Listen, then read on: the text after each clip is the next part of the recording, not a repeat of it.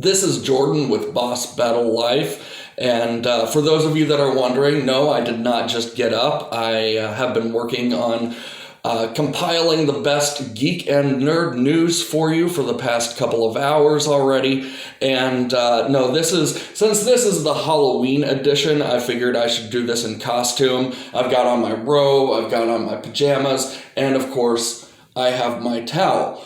Always know where your towel is. So I am actually dressed as Arthur Dent from one of my favorite book series of The Hitchhiker's Guide to the Galaxy, the 5-part trilogy there. This is my rendition of it. So without any further ado, let me get into this week's best geek and nerd news. I'm going to be honest, I had a few more articles than what I have here, but I had some problems with my phone and I have lost them. But we're going to make the best of what we have, and we are going to start off with the comic book world.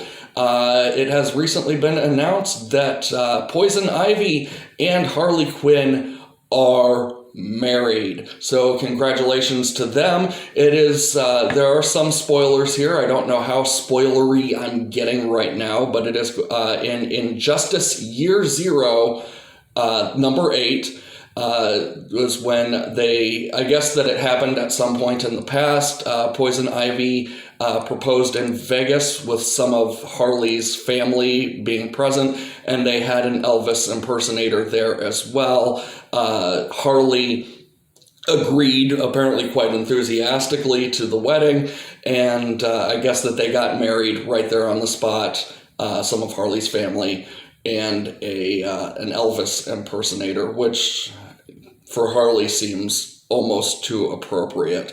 There had been references to the fact that this may have happened at some point in other comics. I know that I believe it was at Killer Croc's wedding. Something was said about an Elvis impersonator, and so we've been hinting at it for a long time, and so congratulations to DC for actually pulling the trigger on that one and giving the fans what they had been kind of hoping for. Harley and Poison Ivy had been quite the inseparable duo, whether as friends or as more, for quite some time, and now we have some closure on that. And DC made the right move here, I feel, by having them be 100% official. Now, this is the comic book world, so we can only guess what's in store for their marriage, but I do hope that it is a very happy one, full of laughter and flowers. Going on with more DC entertainment news, there is an upcoming Green Lantern live action, I guess it's supposed to be a series, coming up on HBO Max.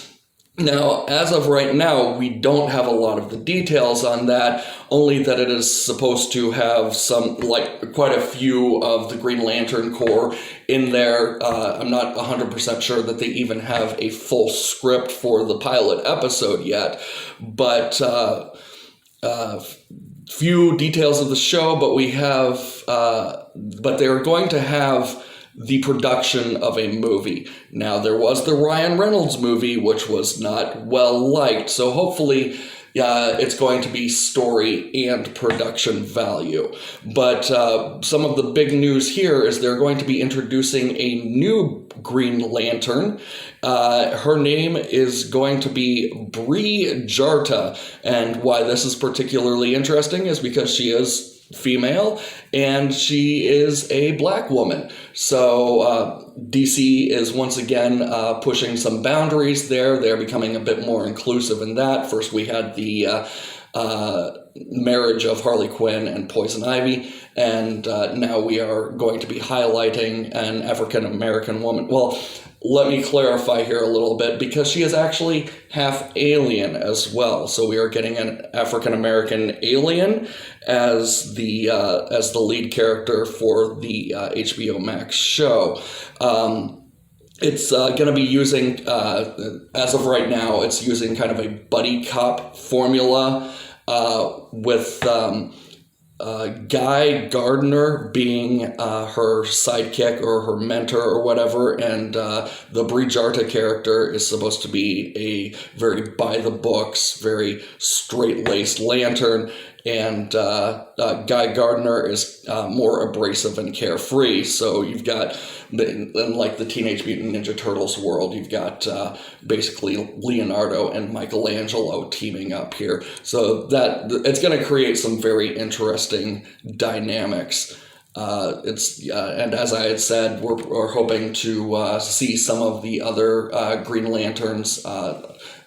Sinestro is planned to make an appearance. Sinestro, of course, is not exactly the best guy in the world, but he's a Green Lantern. So we're hoping to see some of the more well-known people in this HBO Max show as well. And another thing that is being turned into a show, I actually have a few stories on things being turned into shows. I believe I have 3.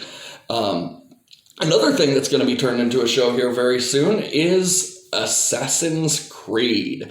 It is going to be coming to Netflix. Ubisoft and Netflix have reached a deal for a live action, a cartoon, and an anime. But they are actually working on the live action right now. It is in development right now.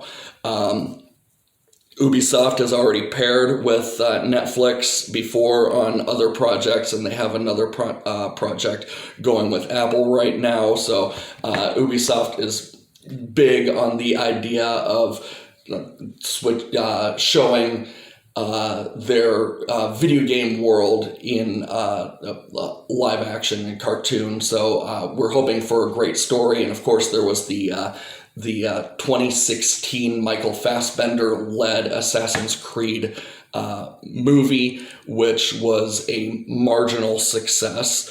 But with this story, I'm actually going to ask for some audience participation, because I'm curious what story you would like to see, whether it would be like Ezio or Connor, or if you would like to see a time period or a region that has not been covered in the Assassin's Creed franchise. I was actually just having this discussion not too terribly long ago with somebody I know, and they said have an assassin in with Shaka Zulu, go to an African locale for the Assassin's Creed live action show, and that would be very good. And then in China we have the Boxer Rebellion over there, so maybe seeing some different areas, seeing some different how assassins work in different areas of the world would be a good thing. And Netflix has the opportunity to explore quite a bit of history, and hopefully they make the most of it. And I am honestly really hoping personally for this one to be a huge success. And our third story about something popular coming onto the screen is that we are, it is in pre-production right now, but we are eventually going to be getting a Dungeons and Dragons TV show. Hasbro is working on a live-action Dungeons and Dragons series. So far, that's really all we have. Once again, no script yet.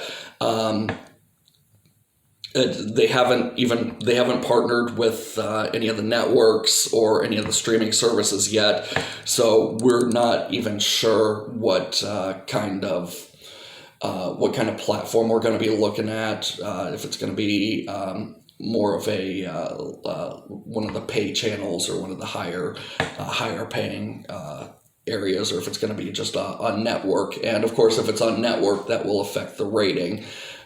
So hopefully we get to see some great stuff no matter what it is. Dungeons and Dragons is one of those worlds that can be crafted to fit almost literally any taste, from a TV-Y to a TV M, I believe it is.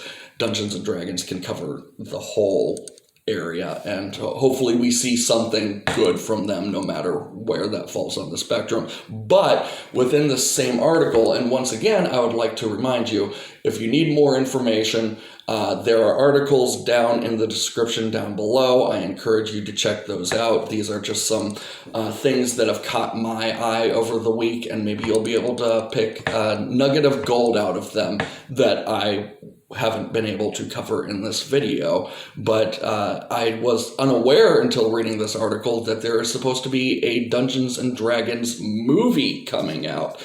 We've already had a Dungeons and Dragons movie. Most people don't like it, and as a Dungeons and Dragons movie, I don't either, honestly, but it is a lot of fun. But we've got another movie coming out, and it's scheduled to come out in 2022, and that is in pre-production right now.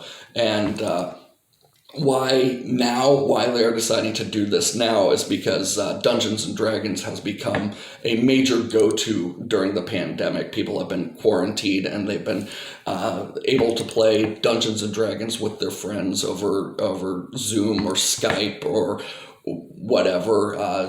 So they have that social experience, and even for those that don't play, might be fans of things like Critical Role, Matt Mercer's channel. And on the subject of Critical Role is now in the business of publishing games. They are going to be doing tabletop role-playing games as well as board and card games. It's called Darrington Press. It is named after one of the characters from Critical Role. Right now they have 4 games scheduled for release sometime here very soon. I'm going to be paying a lot of attention to my notes here because, let's see, this is Ukaton. Okay, Ukaton, I'm not sure. That's why I had to pay attention to the notes. Ukaton. That sounds good. Ukaton is a semi-cooperative card-playing game taking place on the sea. We have Critical Role Adventures, which is going to be some of the adventures that they have come up with for tabletop role-playing. You are going to be able to tabletop role-play that. We've got a game that has my personal interest called Syndicult. It is a modern era, and it's going to be a low magic tabletop role-playing game. You have to go up against like the mob or something, but there is magic in this world. It's just low magic. And we have Guardians of Matrimonia, where it is a cooperative card game where you have to prevent a party from being destroyed by, I believe it said, goblins. That sounds bizarre. I'm looking forward to that one as well. I'm very sorry. I'm very warm in this thing, but I have to stay in costume. Don't panic. So Critical Role has that coming out. And any of those that you want to put on your wish list anytime too terribly soon, that would probably be something good. I mean, Christmas is coming up.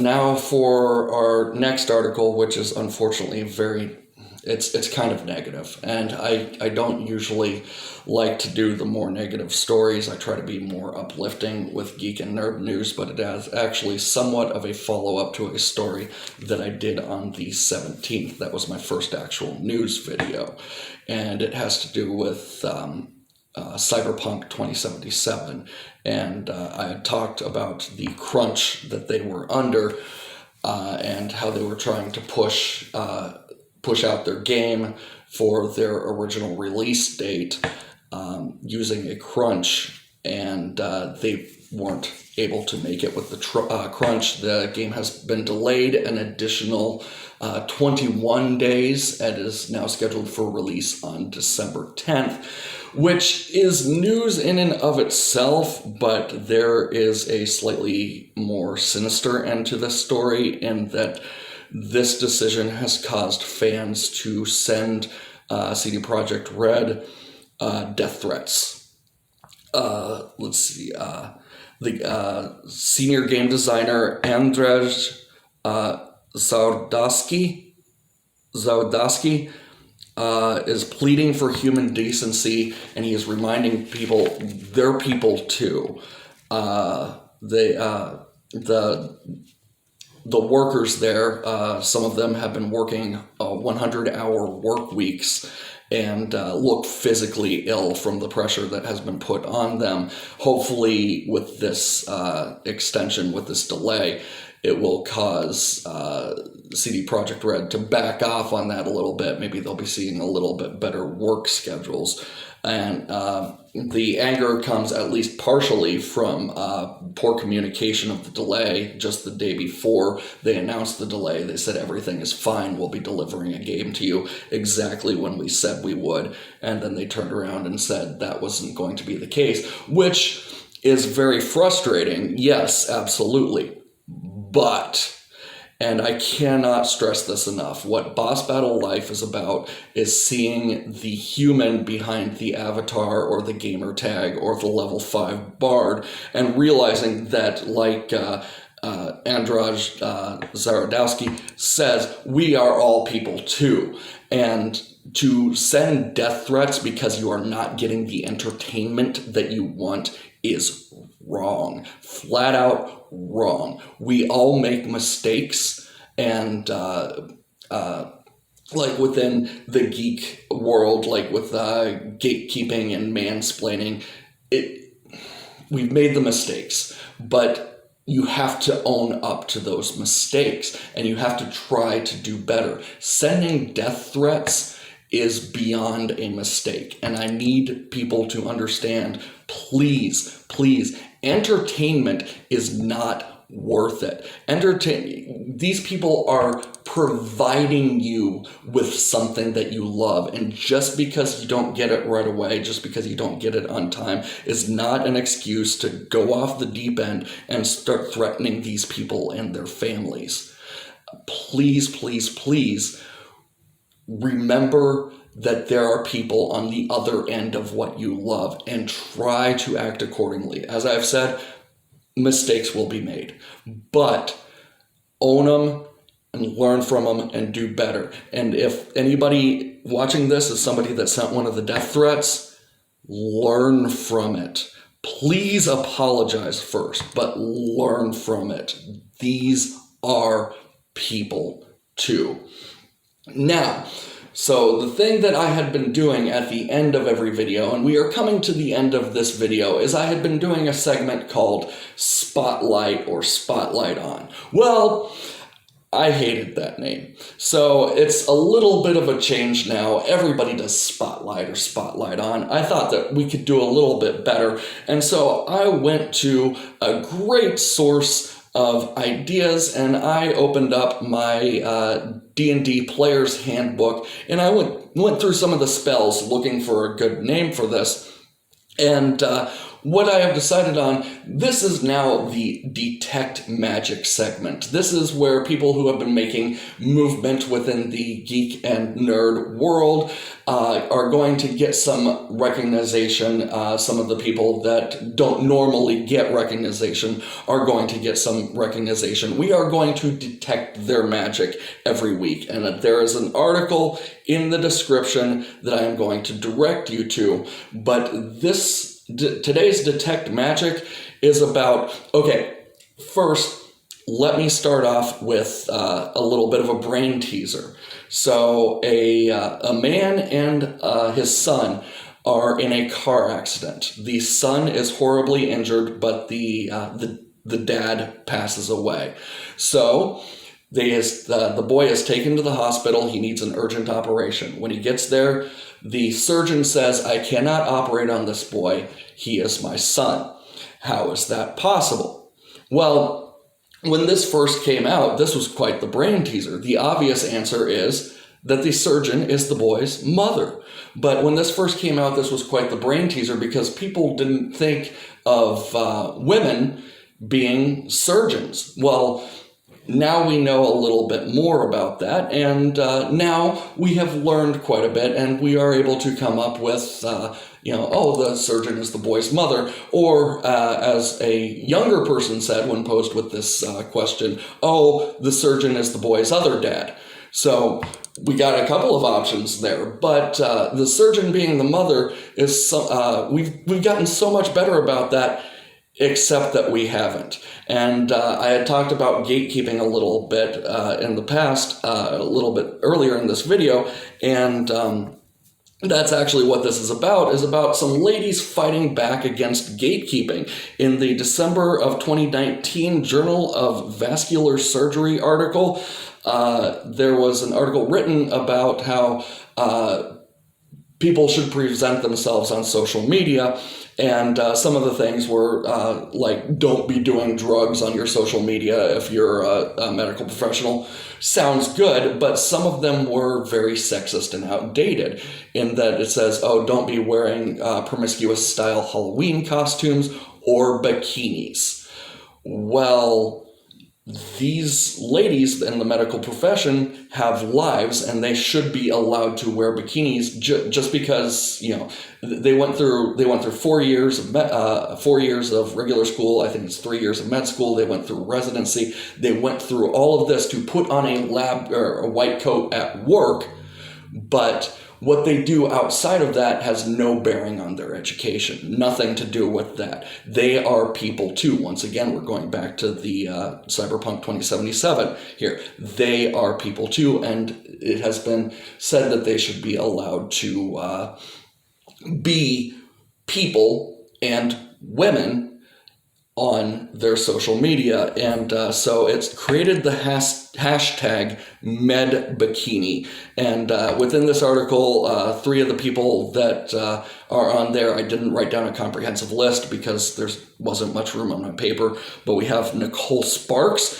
who is an OBGYN. She was on hashtag #MedBikini. We've got Risa Hoshino, who is a pediatrician, and we have Yang, who is a vascular surgeon. They all have posted pictures of themselves in bikinis for the hashtag #MedBikini because they are still people. And this article has 13 females in the medical profession who are standing up to the sexism presented by the Journal of Vascular Surgery. So that absolutely is magic. Keep standing up. Keep showing that we are all people. And that's gonna wrap it up for this edition of Boss Battle Life. I would ask you to. There are some more buttons down there. Let's see if I'm pointing in the right area. Like and subscribe.